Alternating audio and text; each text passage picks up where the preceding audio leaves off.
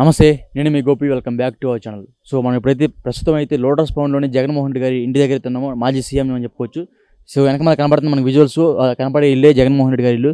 So, వాళ్ళ ఇంటి బయట ఉన్న ఎవరైతే సెక్యూరిటీ కోసం నిర్మించిన కొన్ని రూమ్‌లు, గదులైతే ఏవైతే ఉన్నాయో, సో, అది అక్రమంగా నిర్మించారని, ఇయన్నీ జీహెచ్ఎంసీ పరిధిలో ఉన్నాయని, రోడ్డుకి అడ్డంగా ఉన్నాయని, ఇక్కడైతే తెలంగాణ ప్రభుత్వం అయితే కూల్చేయడం జరిగింది. సో, మనం చూస్తున్నాం, ఇక్కడ విజువల్స్ చూస్తున్నాము.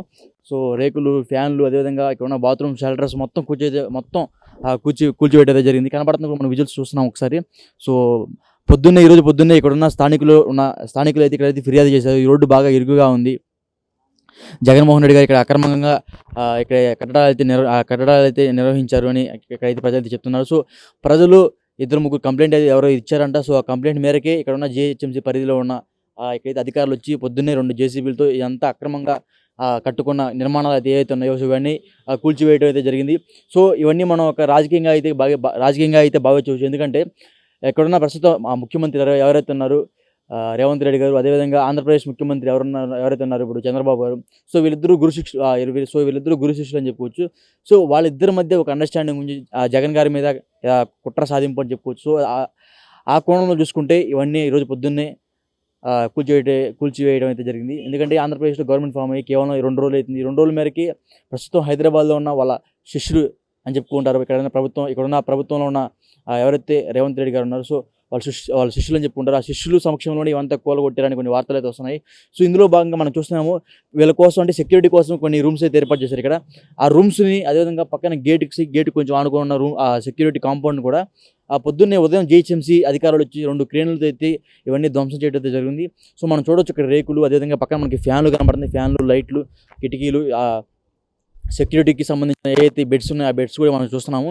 సో, ఆ బెడ్స్, అదేవిధంగా ఇవన్నీ రేకులు, ఇక్కడ మన లోపల కూడా చూడొచ్చు బెడ్స్ ఇవన్నీ ఉన్నాయి. అది వచ్చేసరికి సెక్యూరిటీ కాంపౌండ్. సో, ఇవన్నీ అక్రమంగా కట్టారని, అంటే ఎటువంటి పర్మిషన్ లేకుండా, జీహెచ్ఎంసీ పర్మిషన్ లేకుండా, సో, జగన్ గారు అయితే అక్రమంగా నిర్మించారని ఇక్కడున్న జీహెచ్ఎంసీ అధికారులు అయితే తెలపడం జరిగింది. సో, మనం చూడొచ్చు, మనకి పైన కనపడేదే జగన్మోహన్ రెడ్డి గారి నిలయం అని చెప్పుకోవచ్చు. సో, అంటే చూడండి, ఎంత హైట్గా, ఎంత భారీ బస్తుగా ఎంత ఉన్నా సరే, ఇంకా ఇది రోడ్డుకి నిర్మాణంకి చాలా దగ్గరగా ఉంది. ఇక్కడ ఇరుకుగా ఉంది. ఇక్కడున్న ప్రజలైతే చాలామంది కంప్లైంట్ చేశారు కాబట్టి, జీహెచ్ఎంసీ పరిధిలో ఉంది కాబట్టి, ఇవన్నీ అక్రమంగా కట్టారు కాబట్టి, సో, ఇవన్నీ 2 జేసీబీలతో ఇవన్నీ కూల్చేయడం అయితే జరిగింది. సో, ముందుగా మనం ఒకటి చెప్పుకోవచ్చు, ఆంధ్రప్రదేశ్లో గవర్నమెంట్ ఫామ్ అయ్యి కేవలం 2 రోజులు అవుతుంది. ఈ 2 రోజుల్లో భాగంగా జగన్మోహన్ రెడ్డి గారిని అప్పుడే వాళ్ళ ఇంటిని కానీ, లేకపోతే వాళ్ళ ఇంటి బయట కాంపౌండ్ మొత్తం కూల్చివేయడం అయితే జరుగుతుంది. ఎందుకంటే లాస్ట్ టైం జగన్మోహన్ రెడ్డి గారు అధికారం రాగానే అక్కడున్న అమరావతిలో ఏదైతే ఉందో, అమరావతిలో మనకి ఇప్పుడు ప్రజా దర్బార్ సంథింగ్ ఏదో ఒకటి ఉంది. దాన్ని అధికారంలోకి వచ్చిన 10 రోజుల్లోకి డిమాన్స్ట్రేషన్ చేశారు. సో, అందులో భాగంగా ఇది ఒక కుట్ర అని చెప్పుకోవచ్చు. సో, చంద్రబాబు గారు అదేవిధంగా రేవంత్ రెడ్డి గారు వాళ్ళిద్దరు గురు శిష్యులని 2 తెలుగు రాష్ట్రాలకు అందరికీ తెలుసు. సో, అందులో భాగంగా ఇది చిన్న కుట్ర అని కొంచెం చెప్పుకోవచ్చు. సో, చూడొచ్చు మనం. సో, మొత్తం కనబడుతూనే ఉంది మనకి, రేకులు, ఫ్యాన్లు ఇవన్నీ మొత్తం కూలిపోయి ఉన్నాయి. రాకపోకలకి ప్రజలకి బాగా ఇబ్బంది అవుతుందని. సో, ఈ ఇబ్బందిలో భాగంగా ఎర్లీ మార్నింగ్ 4కి అయితే ఇక్కడైతే క్రేన్లు వచ్చాయి. కానీ కూల్చివేతలు అయితే మాత్రం 8, 9 ఆ ప్రాంగణంలో అయితే కూల్చివేయడం జరిగింది. సో, మన వెనకమాల బ్యాక్గ్రౌండ్లో మనం విజువల్ చూసుకోవచ్చు, జగన్మోహన్ రెడ్డి గారి ఇల్లు అది కనపడేది. దీని వెనకమాలే వైఎస్ షర్మిలారెడ్డి గారి ఇల్లు కూడా ఉంది. సో, ఇప్పుడైతే ఆమె వేరే పార్టీలో ఉంది, ముఖ్యంగా కాంగ్రెస్ పార్టీలో ఉంది. సో, ఇప్పుడు జగన్మోహన్ రెడ్డి గారు వచ్చేసరికి వైఎస్ఆర్సీపీలో ఉన్నాడు. సో, మనకి ఇక్కడ విజువల్స్ చూడొచ్చు. అంటే మరీ దారుణంగా అక్కడ ఇల్లు కాంపౌండ్ వాల్ అయితే అక్కడ ఉంది. సో, మనం ఇక్కడ నిలబడ్డాం కదా, ఇక్కడైతే మాత్రం ఇక్కడ దాకా అయితే అక్రమంగా కట్టడాలు నిర్మించారని, రోడ్డుకి నడిచే వాళ్ళు ఇరువైపులు నడుస్తున్నారు కదా, సో, వాళ్ళకి బాగా ఇబ్బంది అవుతుందని ఇక్కడున్న జీహెచ్ఎంసీ అధికారులకు ఎవరో కంప్లైంట్ అయితే ఇవ్వడం జరిగింది. సో, వాళ్ళ ద్వారానే, వాళ్ళ కంప్లైంట్ తీసుకున్న జీహెచ్ఎంసీ అధికారులు మాత్రమే దీన్ని చర్యలో భాగంగా తీసుకొని ఇక్కడున్న అక్రమ కట్టడాలను అయితే ఈరోజు పొద్దున్నే ఉదయం తొలగించడం జరిగింది. సో, ఇక్కడున్న అధికారులు కూడా ఉన్నారు. సో, వాళ్ళతో మాట్లాడే ప్రయత్నం చేద్దాం. వాళ్ళు మాట్లాడితే వాళ్ళతో మాట్లాడదాం, లేకపోతే సో, ఇంకా మనం అక్కడ విజువల్స్ చూసుకోవచ్చు, మనకు కనబడుతున్నారు. అంటే మరీ దారుణంగా రోడ్డుకి, అంటే నడిచే వాళ్ళకి, బాటసారులకి ఎవరైతే ఉన్నారో వాళ్ళందరికీ మరి ఇప్పుడైతే అంటే గత 5 సంవత్సరాల నుంచి ఎవరు పట్టించుకోలేదు. ఎందుకంటే జగన్మోహన్ రెడ్డి గారు అధికారంలో ఉన్నారు, ఏమైనా ఇబ్బంది అయ్యిద్ది, అదేవిధంగా తెలంగాణలో కేసీఆర్ గారు అధికారంలో ఉన్నారు, ఏమైనా ఇబ్బంది అయ్యిద్దని ఒక చిన్న కారణంతోనే ఇప్పుడు డిమాన్స్ట్రేషన్ అయితే ఆపేశారు ఇక్కడ.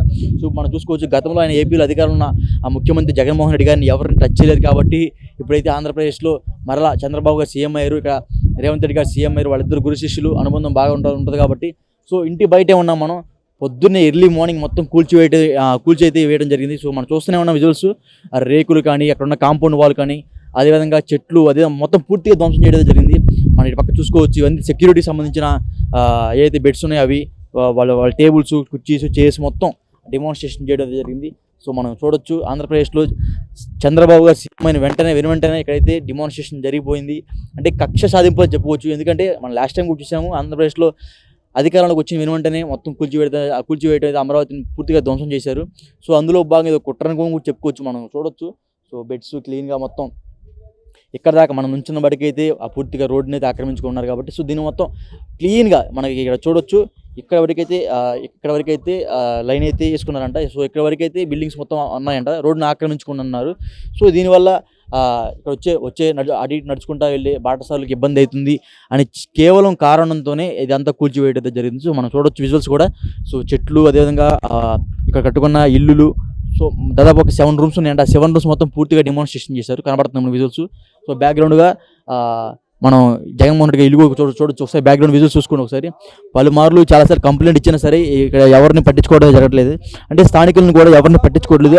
దాదాపు ఇప్పటికే చాలాసార్లు, ఒకసారి కాదు, 2 సార్లు కాదు, దాదాపు 10 సార్లు మేర కంప్లైంట్ ఇది ఇచ్చారంట జిహెచ్ఎంసీ అధికారులకు. సో అయినా కానీ ఎటువంటి పట్టింపులు లేవు. కానీ మొదటిసారిగా ఆంధ్రప్రదేశ్లో ప్రభుత్వం మారగానే ఇక్కడైతే మనకి కనబడుతున్న విజువల్స్, ప్రభుత్వం మారిన వెంటనే ఇక్కడైతే అప్పుడే డెమాన్స్ట్రేషన్ జరిగిపోతుంది. ప్రభుత్వం మారింది కాబట్టి ఇంత ధైర్యంతో ఇట్లాగైతే చేశారని జిహెచ్ఎంసీ అధికారులు మనం చూడొచ్చు. ఒకసారి పూర్తిగా మళ్ళీ మీరు ఒకసారి విజువల్ చూసుకోవచ్చు. కనబడుతుంది కదా మనకి పూర్తిగా గోడలు, వాల్స్, కాంపౌండ్ వాల్స్ అన్నీ కొన్ని కొలగొట్టారు. సో మనకైతే చూసుకోవచ్చు. సో అది మరి ఇక్కడ కనబడుతుంది. ఇది వచ్చేసి పూర్తిగా లోటస్ పౌండ్లో జగన్మోహన్ రెడ్డి గారి ఇంటి దగ్గర అయితే జరిగింది. సో మనం పూర్తిగా విజువల్స్ చూస్తున్నాం, మొత్తం డెమాన్స్ట్రేషన్ చేశారు. సో మనం ఇంకొకటి అయితే విశ్లేషణగా తెలుసుకోవచ్చు. ముఖ్యంగా దీనికి కారణం రేవంత్ రెడ్డి గారు, అదేవిధంగా చంద్రబాబు నాయుడు గారు ఇద్దరు కలిసి చేసిన కుట్రగా భావిస్తున్నారు ఇక్కడైతే చాలామంది వ్యక్తులు. సో అది మరి జరుగుతుంది. సో పూర్తిగా డెమాన్స్ట్రేషన్ చేయడం జరిగింది. సో మరి ఇక్కడ ఉన్న పరిస్థితి ఇది. సో ఇంకా ఇక్కడ కార్యకర్తలు అయితే ఇప్పుడు వస్తున్నారు. ఏం జరిగింది, ఎలా ఉంది అని ఇప్పుడు కార్యకర్తలు వస్తున్నారు. సో ఏమన్నా ఇంకా వాగ్వాదం దిగొచ్చారు, ఇక్కడ ఇంకా ఏమన్నా గొడవలు కూడా జరగవచ్చేమో ఇక్కడ తెలుస్తుంది మనకి.